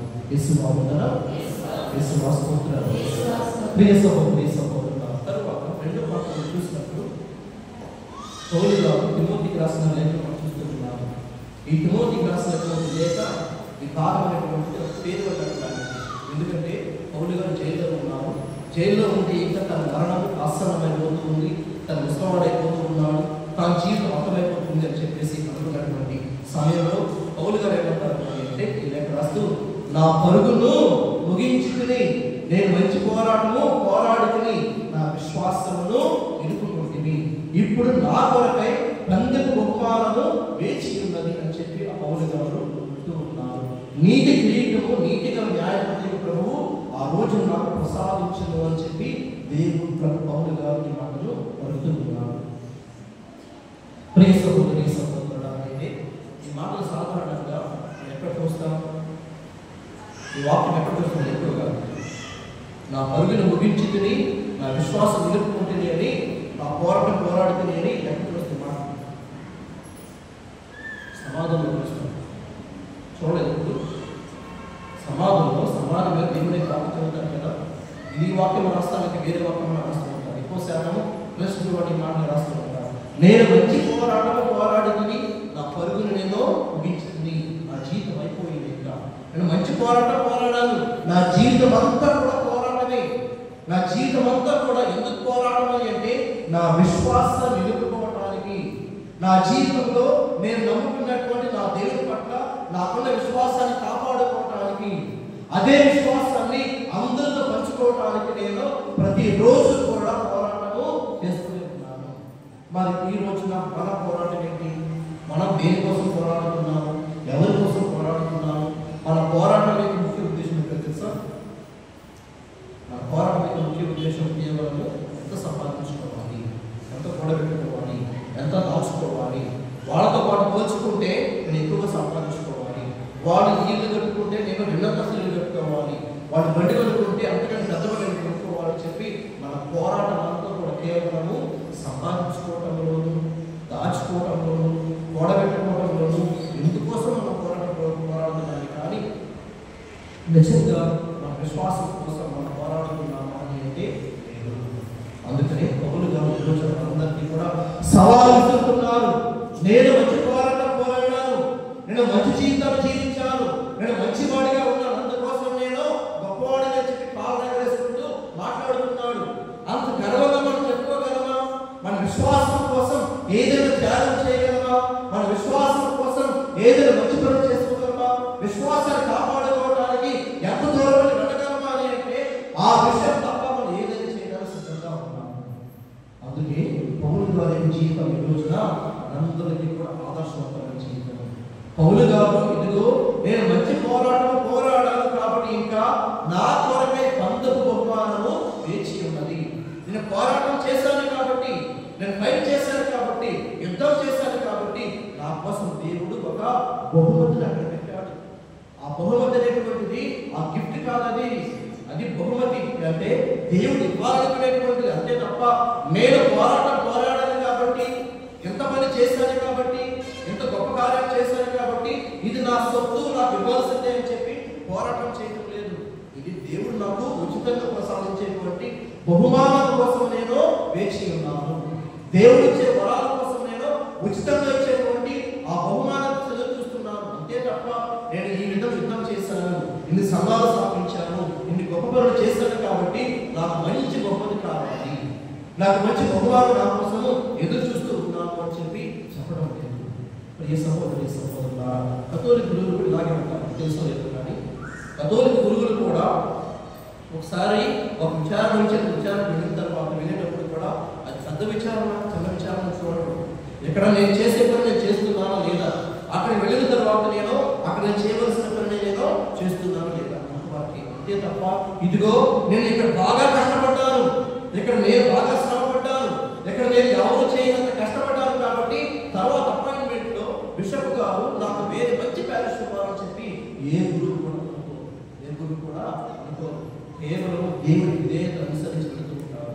పౌలు గారు కూడా ఇదే అంటూ ఉన్నారు, నేను మంచి పోరాడాను అంటున్నారు, కానీ ఆ తర్వాత మనం ఇన్ని మంచి పనులు చేసినందుకు గాను, ఇన్ని గొప్ప కార్యాలు చేసినందుకు గాను దేవుడు తప్పకుండా దీవించాలి, దేవుడు తప్పకుండా నాకు బహుమానం ఇవ్వాలి, ఎవరికి తప్పినటువంటి భాగ్యాన్ని దేవుడు నాకు కేవలం నాకు మాత్రమే ఇవ్వాలి అని పౌలు గారు అన్నారా? అనడం లేదు. నేను పోరాడాలి కాబట్టి దేవుడు నాకు బహుమతిస్తాడు. తర్వాత ఇంకొక మాట కూడా అన్నారు, ఇది కేవలము నాకు మాత్రమే కాదు, నాకే కాదు, ఆయన దర్శనములకై ప్రేమగా వేచి ఉన్న వారికి అందరినీ కూడా అనుగ్రహించును. కేవలం నేను మంచి పోరాడాను, మంచి పనులు చేశాను, ఇటువంటి గొప్ప కార్యాలు చేస్తాను కాబట్టి దేవుడిని దీవించాలి, నన్నే దీవించాలి, నన్నే ఆస్వాదించాలి అని పౌలు గారు అనుకోవడం లేదు. నేను కేవలం నేను చేయవలసినటువంటి పనులను సక్రమంగా చేస్తూ ఉన్నాను అంతవరకే. ఆ తర్వాత ఏమంటారు, నాకే కాదు, నేను గొప్పవాడిని కాదు, మీతో వాళ్ళతో పోల్చుకుంటే నా గొప్పదనం అనేది కూడా లేదు, అందరితో పాటు నేను కూడా గొప్పడమే. కాబట్టి పౌలు గారు లాగా ఈరోజు మనం కూడా ప్రార్థన చేయాలి, అటువంటి మనస్సు కలిగి ఉండాలి. ఆ పౌలు గారు చేసేటువంటి ప్రార్థన, ఆ సులువుగా చేసేటువంటి ప్రార్థన రెండు ఒకే విధంగా ఉండాలి. పౌలు గారు ఎలాగైతే తనను తాను తగ్గించుకున్నాడు, దేవుడి బహుమానం కోసమే ఎదురు చూశాడు, ఈనాడు మనం కూడా మనం చేసేటువంటి పనిని దేవుడి కోసం చేస్తున్నామా లేదా, దేవుడికి కృతజ్ఞతలు చేస్తున్నామా లేదా, దేవుడికి వందలు సమర్పించుకుంటూ చేస్తున్నామా లేదా అని చెప్పి దేవుడికి మనము కృతజ్ఞతమై మనము జీవించాలి. యేసు వందనం, యేసు స్తోత్రం, తండ్రి వందనం, తండ్రి స్తోత్రం. ప్రియ సహోదరి సహోదరులారా, పౌలు గారు ఈ మాటలు అంటున్నారు అంటే గర్వపడటం లేదు, కృతజ్ఞత ఉంటున్నారు. అయ్యా ఎంతవరకు కూడా నేను మంచితనం చేశానంటే ఇది నా గొప్పతనం కాదు, ఈ 12 మందికి కూడా చేయలేనటువంటి పని నేను చేశాను అని పౌలు గారు ఎక్కడన్నా రాశారా? తన లేఖలో కోత నిబంధనలో తను రాసినటువంటి లేఖలో ఎక్కడా కూడా పౌలు గారు ఇదిగో ఈ 12 మంది ఉన్నారు చూసారా, 11 మంది ఉన్నారు చూసారా, ఈ 11 మంది కూడా యేసు చుట్టూ తిరిగారు, వాళ్ళు ఎంతవరకు చేశారు అని అంటే వాళ్ళు చేయలేనంతా నేను ఎక్కువ చేశాను, వాళ్ళందరూ కూడా కలిసి చేసిన దానికంటే కూడా నేనే ఎక్కువగా చేశాను అని పౌలు గారు ఒక్క మాట కూడా ఒక్క చోట కూడా ఇటువంటి మాట మాట్లాడలేదు. తరువాత ఒక సందర్భంలో మొదటి యెరూషలేము దేవాలయ సభలు ఏమంటారు అని అంటే ఇదిగో పేతురు గారిని దేవుడు నియమించాడు, ఆయన మాట ప్రకారమే మనం జీవించాలని చెప్పి పౌలు గారు కూడా అందరినీ కూడా పేతురు గారు మాట్లాడేలాగా చేస్తున్నారు. అందరూ కూడా పేతురు గారి దగ్గరికి వెళ్ళండి, పేతురు గారు ఏదైతే చెప్తారో, ఆయన ఏదైతే మాట్లాడతారో, ఆయన ఏదైతే నిర్దేశిస్తూ ఉంటారో అది మనం అందరం పాటించాల్సిందే అని చెప్పి పౌలు గారు కూడా ఆ మాటలో దీక్షించారు తప్ప ఇదిగో 12 మందితో పోల్చుకుంటే నేను గొప్పవాడిని, వాళ్ళతో పోల్చుకుంటే నేను ఎక్కువ సేవ చేశాను, ఎక్కువ సంఘాలు స్థాపించాను, ఎక్కువ మంది క్రైస్తవులు చేశాను, ఎక్కువ దేవుడు వాక్యాన్ని బోధించాను, ఎక్కువ ప్రార్థనలు తిరిగాను అని పౌలు గారు ఎక్కడ కూడా చెప్పలేదు. పైగా ఎంత సంపాదించుకున్నాను, ఇన్ని గొప్ప కార్యాలు చేశారని కూడా పౌలు గారు చెప్పలేదు. కేవలం ఒకే మాట్లాడుతున్నారు, నా పరుగులు నేను ఊహించాను, నేను ఏదైతే చేయాలో, దేవుడు ఏదైతే చేయమన్నారో, నేను ఎంతవరకు అయితే చేయగలను అది కాస్త దేవుడు దయ వల్ల, ఆయన కృతజ్ఞత వల్ల నేను చేయగలిగాను ఇంతవరకే. కాబట్టి దేవుడు ఖచ్చితంగా నాకు బహుమతి ఇస్తాడు, ఇచ్చి తీరతాడు అని కాదు, ఇస్తాడు అని నమ్మకం నాకు ఉంది. కాబట్టి నేను దానికోసం మీద చూస్తున్నాను అని వినయపూర్వకంగా ఆయన మాట్లాడుతున్నాడు. అందుకే నేనే కాదు, ఆయన కోసం పనిచేసేటువంటి వారందరికీ, ఆయన కోసం నిరీక్షించే వారందరికీ కూడా తన వరాలు ఆయన ప్రసాదిస్తారు అని అంటున్నాడు. యేసు వందనం, యేసు స్తోత్రం. అటువంటిది ఈ రోజు మనం చేసే ప్రార్థనలు ఎలా ఉన్నాయి, మనం చేసే ప్రార్థన మన ప్రవర్తన ఎలా ఉన్నాయంటే మిగతా వాళ్ళతో పోల్చుకొని వాళ్ళకంటే నేను గొప్పవాడిని, వాళ్ళు తాగుబోతూ, వీళ్ళు తిరిగిపోతూ, వాళ్ళు తప్పులు చేస్తారు, వాళ్ళు బూతులు మాట్లాడతారు, వాళ్ళు గుడికే రాదు, ఎలా కావాల్సింది. దేవుడు ప్రతి ఒక్కరిని కూడా గమనిస్తూనే ఉన్నారు, ప్రతి ఒక్కరిని ప్రార్థిస్తూనే ఉన్నారు, ప్రభు ప్రతి ఒక్కరిని కూడా ప్రేమిస్తూనే ఉన్నారు. కాబట్టి వాళ్ళతో పోల్చుకునే గొప్పవాడు అనుకోవద్దు, అందరూ కూడా తగ్గింపు జీవితాన్ని జీవించాలి. తనను తాను తగ్గించుకునేవాడు హెచ్చింపబడును, తనను తాను హెచ్చించుకునేవాడు హెచ్చించబడును. యేసు వందనం, యేసు స్తోత్రం. ప్రియ సహోదరి సహోదరులారా, దేవుని సన్నిధికి వచ్చాము అని అంటే, దేవుని సన్నిధిలో కానుక ఇస్తున్నాము అని అంటే కృతజ్ఞత పూర్వకంతో మనం ఎప్పుడు కూడా కానుకలు సమర్పించాలి. అంతేకాని ఇది మనం చేస్తున్నాము, ఇచ్చాము కాబట్టి దేవుడిని దీవించాలి అడ్వాన్స్ లాగా మనం ఏది చేయడం లేదు. ఇన్వెస్ట్మెంట్ లాగా దేవుడు మనం ఏది కూడా కోరుకోవడం లేదు. మనం చేసే ప్రతి ప్రార్థన కూడా దేవుని ముందు, ఇదిగో ప్రభువా ఇంతకాలంలో కాపాడవు ప్రభువా, ఈ నెలంతా కూడా నేను పనిచేసుకోవటానికి, ఈ వారం అంతా కూడా పనిచేసుకోవటానికి, ఈ రోజంతా పనిచేసుకోవటానికి నేను దీవించావు కాబట్టి ఈ వారం అంతా కూడా నేను సంపాదించుకున్నాను, దానిలో ఇంత సంపాదించుకున్నాను కాబట్టి ఇందులో కృతజ్ఞత పూర్వకంగా నేను నీకు ఇంత సమర్పించుకుంటున్నాను అని చెప్పి మంచి మనసుతో మనం అందరం దేవుని సన్నిధికి వచ్చి కానుక ఇవ్వాలి. అంతే తప్ప ఈ రోజు నేను ప్రభువా వచ్చేవారు పని చేయబోతున్నారు కాబట్టి ఆ పనంతా కూడా బాగా జరగాలని చెప్పి అడ్వాన్స్ లాగా మనం దేవునికి లంచాలు ఇవ్వటం కాదు. దేవుడికి కృతజ్ఞత పూర్వకంతో మనము సమర్పణ చేసుకోవాలి. యేసు బాగుందనా, యేసు స్తోత్రం.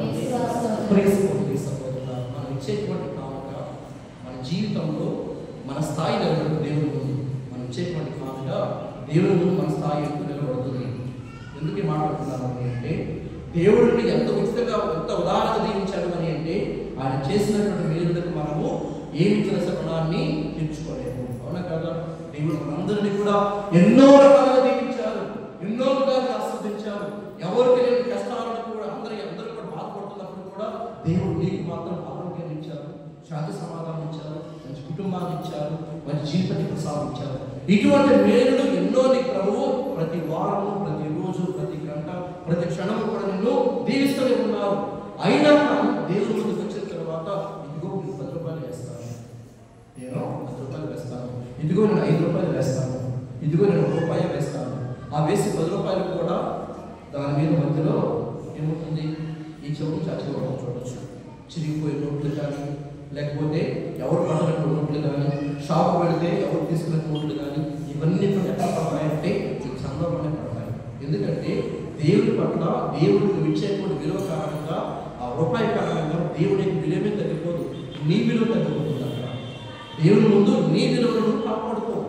దేవుని ముందు నీ విలువలను నువ్వు ఎలా కాపాడుకుంటావు అని అంటే, ఆయన చేసిన మేలును నువ్వు గుర్తుపెట్టుకుంటే, ఆయన చేసిన గొప్ప కార్యాలు తలుచుకుంటే, ఆయన నా జీవితంలో ఎంతవరకు ఈ రకాలు జీవించాడు కాబట్టి నేను ఎంతగా నిరీక్షించినా సరే సరిపోదు అని చెప్పి నువ్వు ఎప్పుడైతే నమ్ముతుంటావో అప్పుడు నీ జీవితంలో ఉదాహరణకి ఇంకా అధికంగా నిరీక్షిస్తూ ఉంటాను.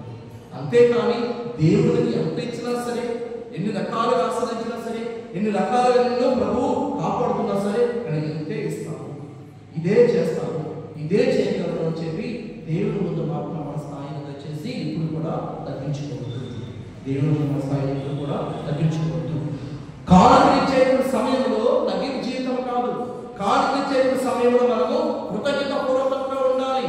కానుకలు వేసే సమయంలో మనమందరం కూడా దేవుడు మనం చేసిన మేలులకు గాను కృతజ్ఞతతో చెల్లించాలి.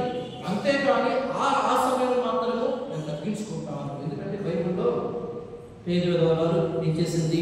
2 కానుకలు 2 కాసులు వేసింది.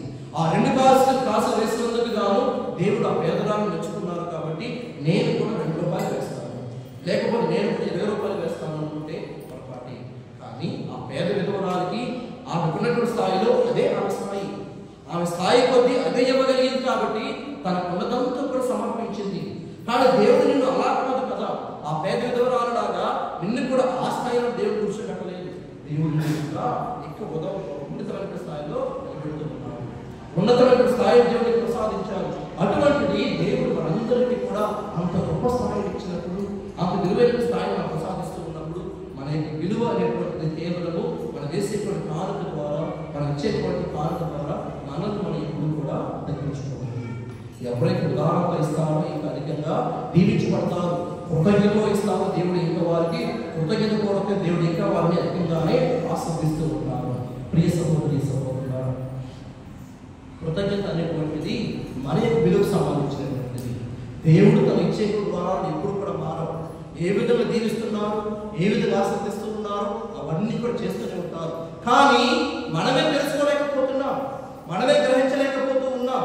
మనమే దేవుడు మన జీవితంలో చేసినటువంటి ఆ మేలులన్నింటినీ కూడా మనం ఏం చేస్తున్నాము అని అంటే, ఎంతవరకే ఆయన ఇచ్చేటువంటి మేలులన్నీ కూడా ఏమి ఇచ్చావయ్యా నాకు, ఇదే కనుక ఇచ్చింది, ఏం చేసావయ్యా, నాకు ఇదే చేసింది అని చెప్పేసి ఆయన అనుగ్రహాలు మనందరం కూడా తక్కువ చేసి చిన్న చూపు చూసి మనము మాట్లాడుతూ ఉన్నాము.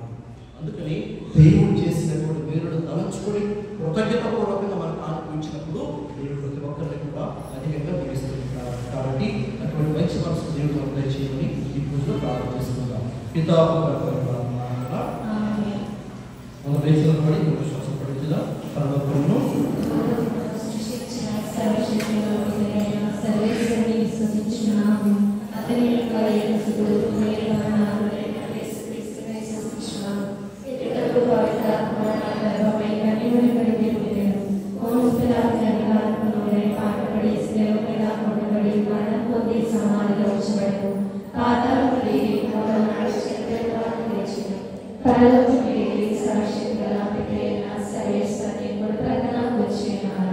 అక్కడ నుండి చేయించు ఆలోచన చెప్పే ఆలోచన తీర్పు చేయడానికి వచ్చిన పవిత్ర ఆత్మని సృష్టించున్నాడు. పరిశుద్ధాత్మ వికాసమును పునీతుల సంబంధ ప్రవేశం సృష్టించున్నాను. పాపముల మరింపుని సృష్టించున్నాను.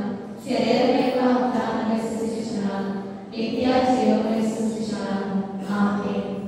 సహోదరి సహోదరులారా, అసంతని ఏ విధంగా అయితే దేవుడు ప్రార్థన చేస్తాడో వినయపూర్వకంగా ప్రార్థన చేస్తాడు. దేవుడు అతని ప్రార్థన ఆలకించి దీవించుకున్నాడు. ఈనాడు మనకు కూడా అదే విశ్వాసంతో కృతజ్ఞతతో దేవుడు తెలుసుకున్న అవసరాల కోసం, కుటుంబ అవసరాల కోసం, మన సంఘ అవసరాల కోసం విశ్వాసం ప్రార్థన ద్వారా ముందుకు వెళ్ళిపోతాం.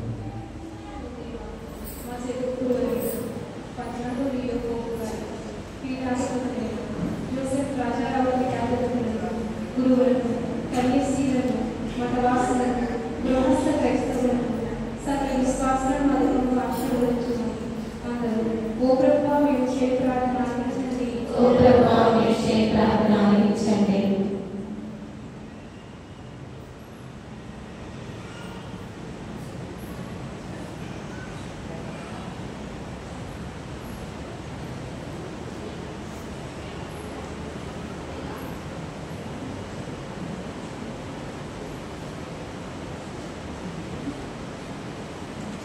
ప్రార్థన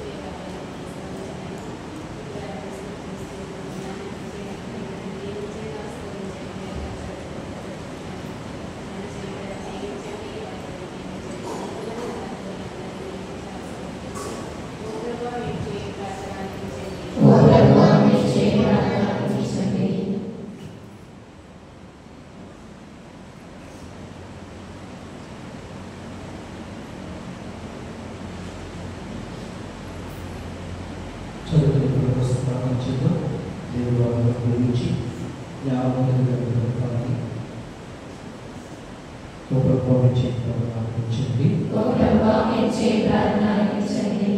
ఎక్కడో దూర ప్రాంతాల్లో పనిచేస్తున్నటువంటి మా కుటుంబ సభ్యుల కోసం ప్రార్థించగా తెలిసినటువంటి వారు వీరి వారు ఎవరైతే దూర ప్రాంతాల్లో పనిచేస్తున్నారో చదువుకుంటున్నారో దూరంలో పనిచేస్తున్నారో వారందరికీ దేవుడు కాపాడుతూ శాంతి సమాధానాలు ఐదారు చేయండి. ఓ ప్రభువా మీ చేయి ప్రార్థన ఆలకించండి. ఓ ప్రభువా మీ చేయి ప్రార్థన ఆలకించండి. మన దేవుడి కోసం ప్రార్థించగా దేవుడు అందరూ కాపాడుతూ వారి సమాధానం కావడానికి మన జీవితంలో సాధించి జీవితంలో సమాధానానికి అన్ని వరాలు చేయండి. ఓ ప్రభువా మీ చేయి ప్రార్థన ఆలకించండి. ఓ ప్రభువా మీ చేయి ప్రార్థన ఆలకించండి. మౌనంగా మన కుటుంబ వ్యక్తిగత అవసరాల కోసం మన మనసులో దేవుడు పెడుతున్నాం.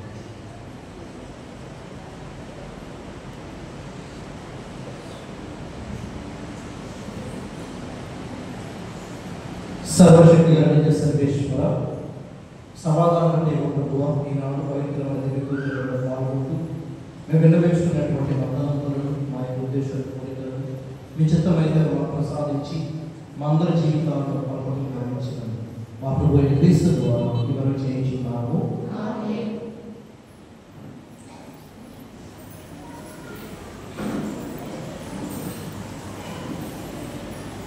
సమర్పించదా ప్రభు సమర్పించదా మా వీర కానుకలు సమర్పించదా మా వీర కానుకలు సమర్పించదా సమర్పించదా ప్రభు సమర్పించదా మా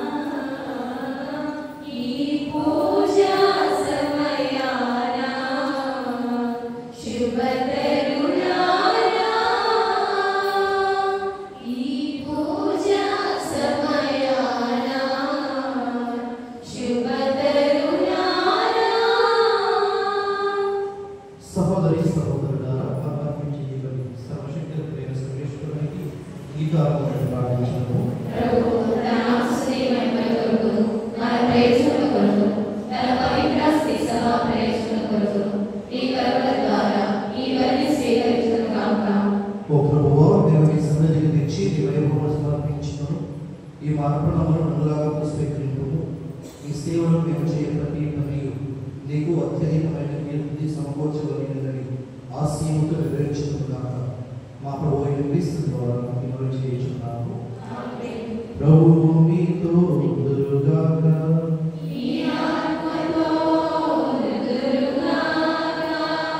ఈ మనస్సులను ఉన్నతములకు త్రిప్పండి.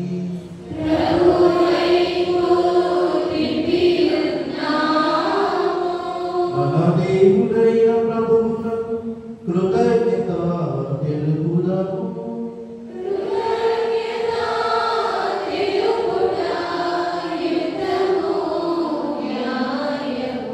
ప్రభువైన దేవా పావన పితా సర్వశక్తిగల నిత్య సర్వేశ్వర, మేము ఎల్లప్పుడూ ఇచ్చుకొనుటను నీకు కృతజ్ఞత వందనములు మా ప్రభువైన క్రీస్తు ద్వారా చెల్లించుట యుక్తము, న్యాయము, ధర్మము, రక్షణాదాయకము. మార్గమానవునికి సాయం చేయడం వరకు నీవు దైవత్వముతో మమ్మల్ని ఉంచితివి. దానిని మేము ప్రత్యక్షంగా చూడగలుగుతున్నాము. ఇది అపారమైన నీ కలపకు గుర్తు. అదే కాక మా పతనములకు కారణమైన మార్గములు మాకు పరిష్కారంగా ఉండచింది. ఈ రీతిగా మా పతనహేతుమైన మానవ రూపమై మా రక్షణ స్థలాలను రూపొందించి మా ప్రభు అయిన క్రీస్తు ద్వారా మాకు రక్షణ చేకూర్చినవి. మనుషులు తిరిగి నీతో ఐక్యపరచినవి. అతని ద్వారా నిరంతరం సమక్షంలో ఆరాధించుచున్న దూతల బృందము నీ వైభవమును ఆరాధించుచున్నది. వారితో మా స్వరం ఏకం చేయ అనుగ్రహింపుడు అని వేడుచు మేము నిరంతరం స్తుతించుతారు. ఎట్లనగా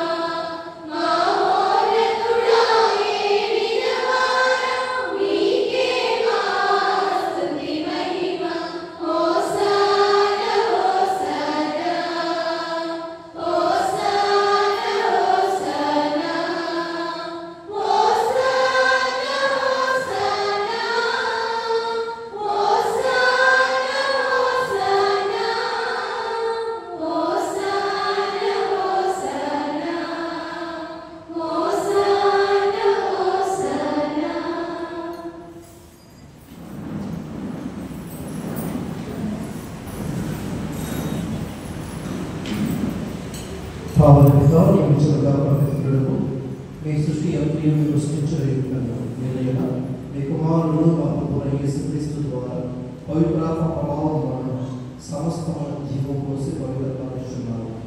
ప్రపంచ ఆద్యంతము సూర్యోదయం నుండి సూర్యాస్తమయం వరకు ఈ నామాలకు నిర్మలమైన నడిపించడానికి ప్రజల ప్రజలను ఎంతో పిలుస్తున్నాను.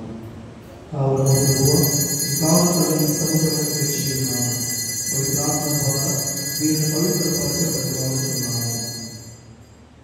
ఈ విధముగా మేము మా ప్రభువును మీ కుమారుడైన యేసుక్రీస్తు శరీర రక్తములు పొందుతాము. అతని ఆజ్ఞ ప్రకారమే ఈ కృతజ్ఞతార్చన నెరవేర్చుచున్నాము. అతడు అప్పగింపబడిన రాత్రి అతను అందుకుని మీకు కృతజ్ఞత వందనములు చెప్పి స్తుతించి రుచి శ్రమించి మీరందరూ తీసుకొని ఇలా ఇది మీ కొరకు అప్పగింపబడిన నా శరీరం.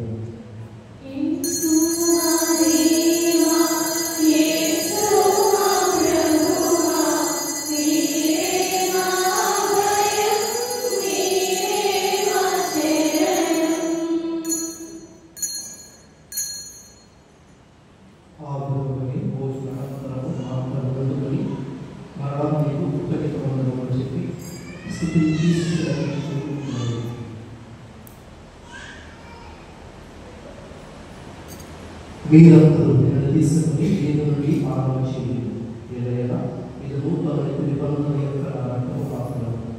ఇది మీ కొరకును అనేక కొరకును పాప పరిహారాలకు కారణమైనప్పుడు వీరిని నా జ్ఞాపకాలను చేయండి.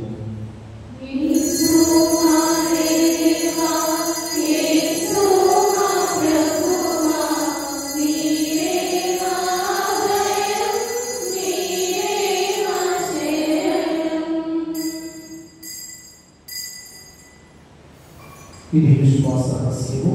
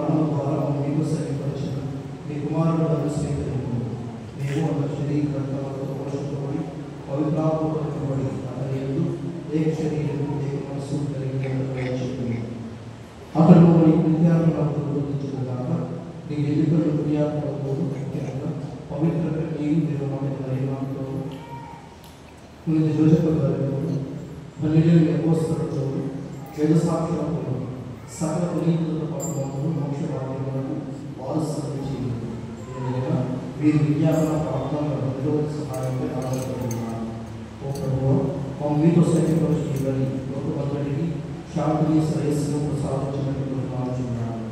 ఈ లోకంలో వ్యాప్తి చేయే సంస్థలను మీ సేవకులకు మా పద్మావసరమైన గురువులను మా జోసఫ్ రాజపల్లి ప్రజలపై తదితర పీఠాధిపతులను గురువులందరినీ నీవు సంపాదించుకున్న ప్రజలందరినీ విశ్వాసమును ప్రేమను గడపాలి.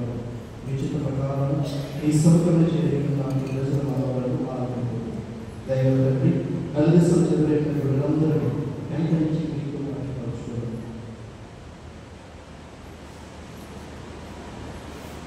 చనిపోయిన మా సహోదరి సహోదరులను మీ ప్రేమతో ఈ లోకమైన వారందరినీ దయతో మీ రక్షణలో తెచ్చుకోవడం మేము వాటిలో చేరి మిమ్మల్ని వీక్షించు నిత్యాన్ని పొందుతున్నాక మా ప్రభు క్రీస్తు ద్వారా మనం చేయించున్నాము. అతని ద్వారా నీ సకల మేలులను లోకములకు దయచేయించున్నాము.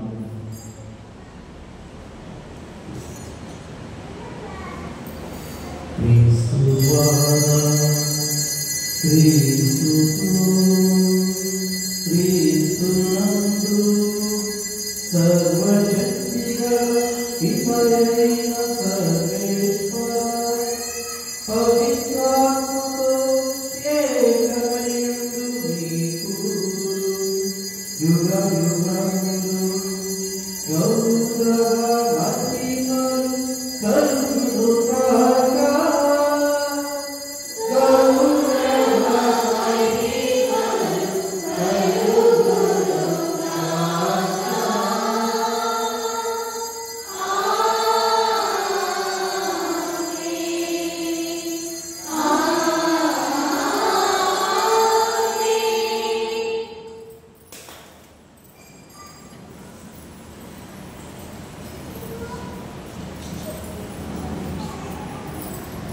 దేవుని యొక్క పవిత్ర నామం తీస్తూ ఉన్నారు.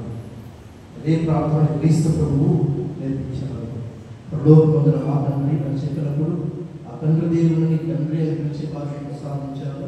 దానికంటే ముందు దేవుని రాజ్యాన్ని రక్షించాలని, మనం శోధనను రక్షింపబడాలని ఈ యొక్క ప్రార్థన ద్వారానే దేవుని పవిత్రమైనటువంటి వరాలన్నీ కూడా ప్రభువు మనకు ప్రసాదించే మార్గాన్ని ఈ ఒక ప్రార్థన ప్రభు నేర్పించారు. అంత గొప్ప ప్రార్థన ప్రభు నేర్పించారు కాబట్టి అదే ప్రార్థన విశ్వాసంతో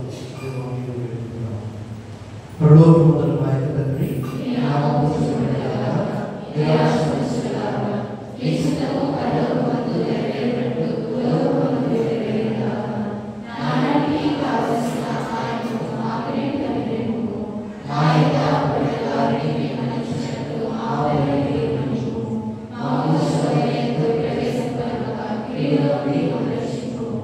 ప్రభువా నీ కీడుల నుండి రక్షించు, మా ఈ రోజులలో శాంతిని ప్రసాదించు. మీ దయాగ్రహ వలన పాపము నుండి విముక్తులను చేసి అన్ని కళల నుండి సర్వదా కాపాడము. విమోక్షానందములు మా రక్షకుడు యేసుక్రీస్తు రాకడను నిరీక్షించి చెందుము.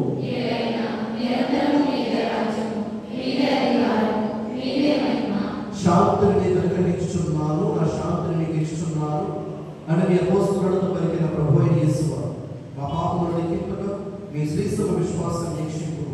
మీ చిత్త ప్రకారము మీ సభకు శాంతిని ఐక్యమును అనుగ్రహింపు. యుగయుగములు జీవించు పరిపాలించు ప్రభువా. ప్రభు శాంతి సమాధానం ఎల్లప్పుడూ మీతో ఉండుగాక. ఒకరికొకరము సమాధానం తెలుపుకుందాం.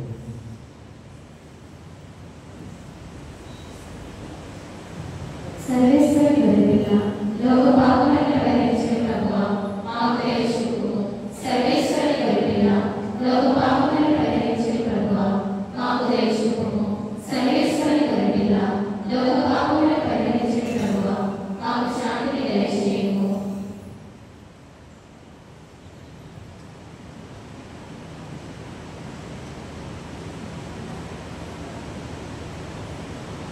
ఇదిగో సర్వేశ్వరుడు గొర్రెపిల్ల, ఇదిగో లోకమే పాపములను పరిహరించు ప్రభువు. ప్రభు ఇందుకు పిలువబడిన వారు ధన్యులకు. ప్రభువా నీవు నాయన ప్రవేశించుటకు నేను పాత్రను కాను, కానీ నీవు ఒక మాట పలికిన నా ఆత్మ స్వస్థత పొందును.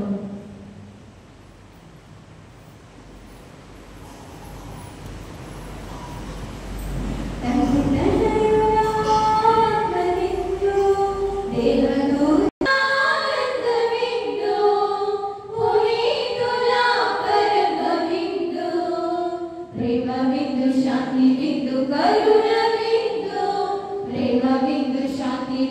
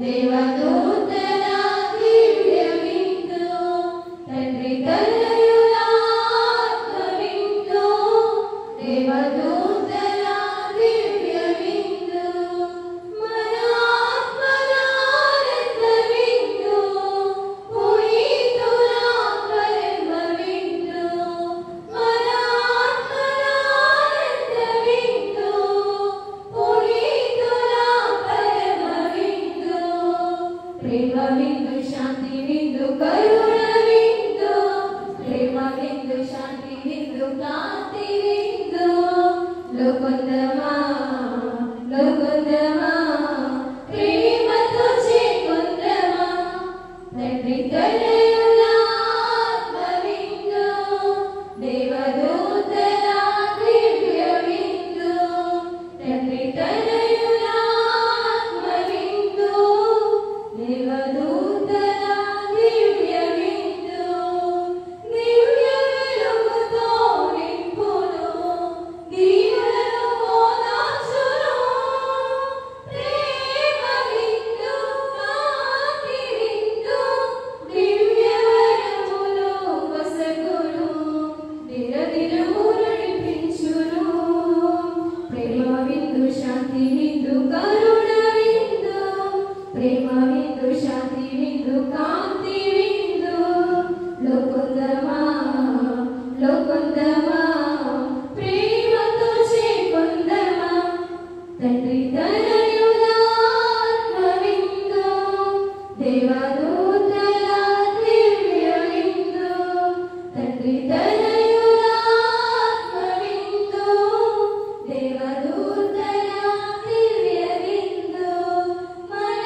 ఆత్మల ఆనంద విందు, పునీతుల పరమ విందు, మన ఆత్మల ఆనంద విందు, పునీతుల పరమ విందు, ప్రేమ విందు, శాంతి విందు, కరుణ విందు, ప్రేమ విందు, శాంతి విందు, కాంతి విందు, లోకొందమా లోకొందమా ప్రేమతో చేకొందమా. పునీతిన్యాస్వామి చేసిన జపము. క్రీస్తుని ఆత్మమా నన్ను పరిశుద్ధపరచండి, క్రీస్తుని శరీరమా నన్ను రక్షించండి, క్రీస్తుని రక్తమా నా కృతజ్ఞతను చేయగలచండి, క్రీస్తుని ప్రక్కల నుండి కార్పడే నీగా నన్ను కడగండి, క్రీస్తు అనుభవించిన కష్టమా నాకు ధైర్యం చేయండి, ఓ మంచి యేసువా నా ప్రార్థనను ఆదరించండి, మీ గాయాల లోపల నన్ను దాచుకోనండి, నేను మీ ఎడబాయినట్లు చేయకండి, దుష్ట శత్రువుల చేతిలో దొరకకుండా నన్ను కాపాడండి, నా మరణ సమయమందు మీరు నన్ను పిలుచుకోనండి, నన్ను మీ సన్నిధికి చేయండి, అప్పుడు మీ కృతజ్ఞత కూడా ముగింపలేని కాలము నేను విడిచిపెట్టుదును గాక. పరిపూర్ణ ఫలము గల జపము. మహాగణుడైన మంచి యేసువా, దాసురాలైన నీవు దేవరవారి సముఖంలో మోకాళ్ళ మీద నిలిచి సాష్టాంగపడి నా చేతులను నా కాళ్ళతో విడిచినారు, నా ఎముకలను విడిచినారు అని దేవరవారి ఎదుట పులవకాల ముందు దావీదు దేవుని సత్యవచనాన్ని నేను జ్ఞాపకపరుచుకొని దేవరవారి యొక్క 5 గాయములను మిక్కిలి కత్తి పడకలతోను దుఃఖముతోను నా అంతరంగమునందు విచారించి తలపు చేయ ధ్యానించుడు. ఈ సమయమందు దృఢమైన విశ్వాసము, నమ్మిక, దైవ ప్రేమాన్ని స్ఫురితపడినను నా పాపముల మీద నిజమైన మనస్తాపమును వాటి తిరుగున మిగిలి వివరమైన ప్రతిజ్ఞను నా హృదయమునందు ముద్రింపవలెనని నా మంచి యేసువా, దేవుల వారిని నా ఆత్మీయమైన ఆకాంక్షతో ప్రతిమాని ప్రార్థించున్నాను. ఆమేన్.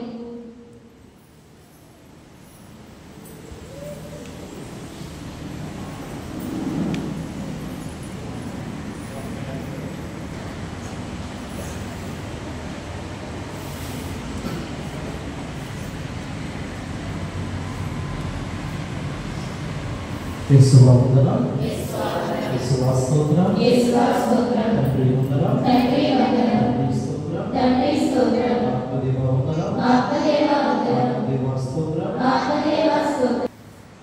ఈరోజు ఉదయం పూజకి వచ్చేసరికి గుడ్డు బాగున్నటువంటి చాలా వస్తుంది.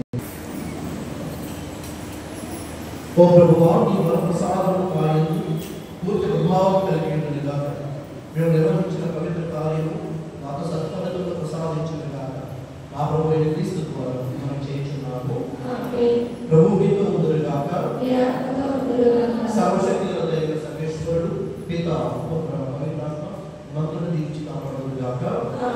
సమాధానంతో వెళ్ళి క్రీస్తు ప్రేమలో జీవించండి. సర్వేశ్వరుని వందనములు.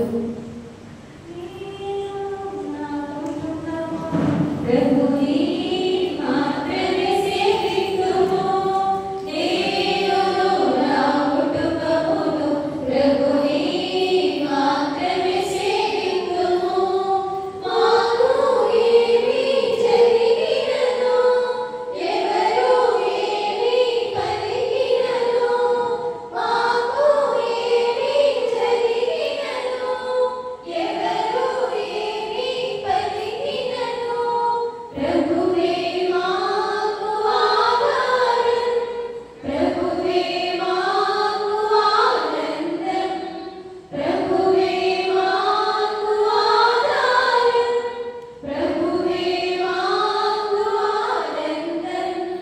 నేనును నా కుటుంబమును ప్రభుని మాత్రమే సేవింతుము, నేనును నా కుటుంబమును ప్రభుని మాత్రమే సేవింతుము.